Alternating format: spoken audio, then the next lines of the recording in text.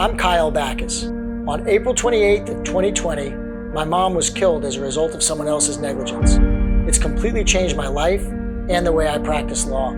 If you too have felt the pain of losing a loved one and you don't know where to turn, let me be your guide on what to do next when the unthinkable happens. What's important for you to know is that even though the police are the ones conducting the investigation, as a victim, you have rights. These rights exist either in a constitutional amendment to your state constitution or in a law that's been passed in your legislature as a result of the efforts of victims of the past who have advocated for these rights.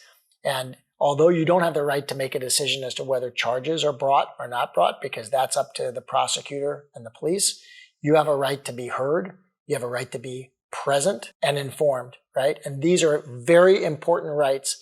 You have the right to talk with the police and have transparent, real conversations, to ask about the hierarchy of who's involved in the investigation, what their goals are, what they're doing. You have a right to be informed as to the status of the investigation. You have a right to access a free copy of the report from the police department identifying what they learned through their investigation.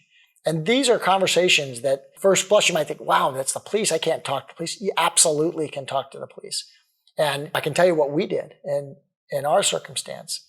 Right? Here we're dealing with this small police department. I wanted them to understand what had been taken from us. I wanted them to understand who my mom was.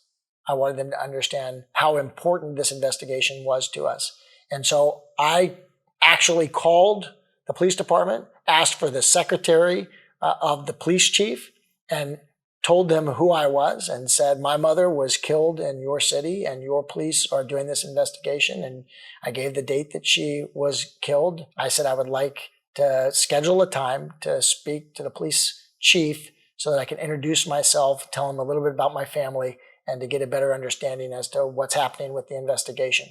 And they scheduled that meeting, and I was able to go in person and sit down with the police chief and have a conversation. I was able to bring a photograph of my mom and her grandchildren and have an open conversation, which was a very positive conversation. And I will tell you this, the police chief was, I think, happy to have me there, and it was just as important to him to be able to explain and to offer his condolences and to talk with us about what the police department was going to be doing as it was for us to understand this transparency that we were seeking. It's important for you to also know that victims advocates are accessible to you. They're a great resource. They're very special people.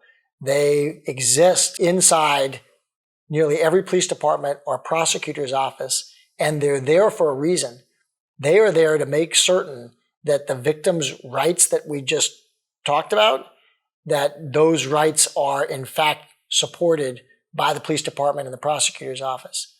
Many of these victims advocates are crime victim survivors themselves, and that's what drew them into this line of work, to help families, much in the way that I'm drawn to help families. These victims advocates, they're looking out for you. They want to be there for you. They want to be contacted, and they're a terrific resource. So if your family is going through a catastrophic injury or death, after you've been notified by the police department, some might ask, well, what is my next step to making sure that the rights for my family are protected and that we're fully informed? When the police came and notified your family, they probably left you with a business card. And that's what they generally do. They'll leave you with a business card. And it will identify whether that was a police officer or a victim's advocate or both. If you have the victim's advocate information, you should just call the number and reach out to the victim's advocate and tell them that you are really thankful that they're there and you want to know the scope of help that they can provide to you and take advantage of all of that help. If you were just given a police officer's card, you should call that police officer and ask that police officer about how to locate the victim's advocate within that department. And then you can head the same direction that I just was telling you about a few minutes ago. That is, reach out to the victim's advocate, introduce yourself, thank them for what they do, and see what the scope is of services that they can provide and start utilizing those services.